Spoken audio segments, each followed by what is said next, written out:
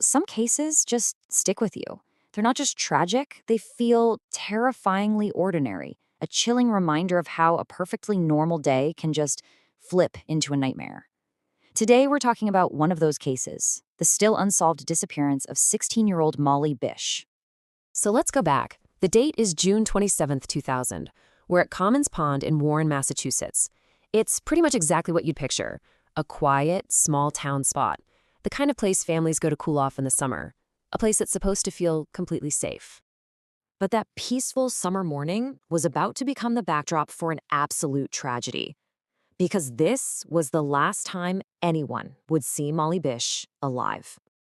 For Molly, this was just another day. She had a summer job as a lifeguard at the pond. Her mom, Maggie, drove her to work, just a simple, everyday routine for them. But on this specific day, something felt off. And this right here, this observation from her mother becomes the single most critical clue in the entire case. Maggie got this wave of unease, that gut feeling? But Molly, like any teenager, kind of brushed it off. Her mom drove away, leaving her daughter there to start her shift. So just a short time later, the first families start showing up for swimming lessons. They're walking down to the beach, totally expecting to see the lifeguard on duty. But instead, all they found was this eerie silence. The chair, the one spot that should have been occupied, was just empty. The kids were there, ready to swim, but Molly was nowhere to be found. And this is the really strange part. All her stuff was left right there, placed neatly by her chair. Her shoes, her first aid kit, her radio, her towel, everything. There was zero sign of a struggle, nothing to suggest anything violent happened. It was almost like she had just vanished into thin air.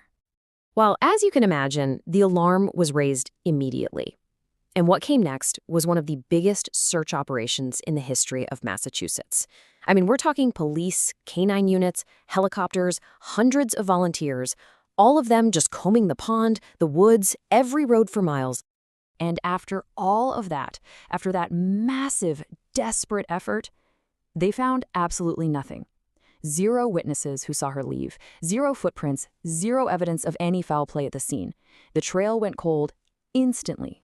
For 3 agonizing years, the Bish family was just stuck in this horrible limbo. I mean, can you imagine?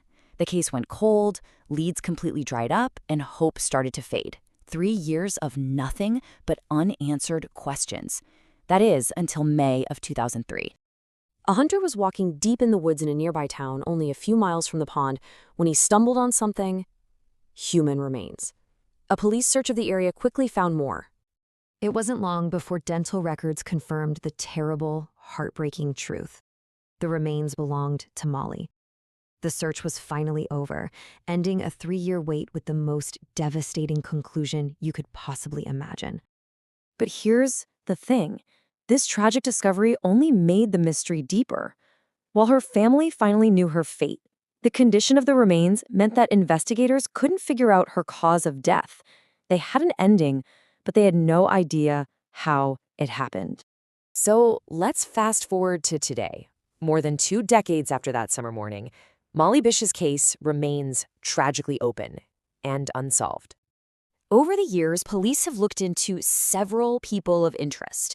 Men who kind of matched the description of the guy in the car, some who even had criminal records. But there has never been enough evidence to actually charge anyone. No direct link has ever been made. It's just so frustrating. And that's the core of it, really. After all this time, the investigation always seems to circle right back to that one fleeting moment. The very first clue is still the only real clue they have. Who was that man in the white car, and what did he do that morning? This isn't just some cold case file sitting in a drawer. It's a story that's become part of the community's fabric.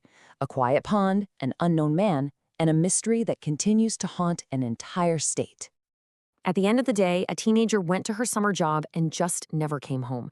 And for her family, the search for answers is still going on. So the ultimate question is still hanging in the air.